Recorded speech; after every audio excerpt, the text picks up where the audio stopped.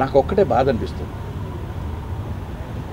పెద్ద సినిమా ఇప్పుడు రిలీజ్ అయినా 2 వారాలు 3 వారాలు గ్యాప్ ఇచ్చి సినిమా ఆ పెట్టిన ఖర్చుకి సినిమా బ్రతకడానికి ఇండస్ట్రీ ఆలోచించేది. ఈ సినిమాకి 6వ రోజున 7వ రోజున తర్వాత మళ్ళీ సినిమా మీద సినిమా వచ్చేస్తుంది. నిజంగా అది బాధ అనిపిస్తుంది. అంటే సినిమా స్టాండ్ అయ్యి సినిమా బాగుంది అన్న సినిమాకి థియేటర్ల కొరత ఏర్పడుతుంది.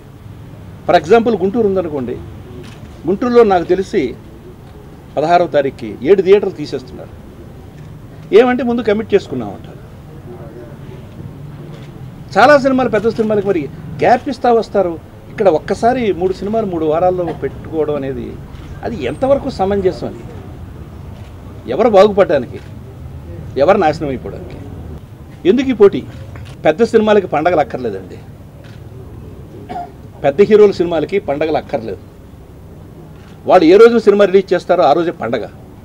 జనానికి పండగల కోసం వెంపర్లాడాల్సిన అవసరం లేదు నా దృష్టిలో, నా ఎక్స్పీరియన్స్లో. అవి చేతకాని economics. Clean gap 2 weeks gap ఇచ్చుకుంటే అన్ని సినిమాలు బ్రతుకుతాయి. అదొక్కటే బాధగా ఉంది.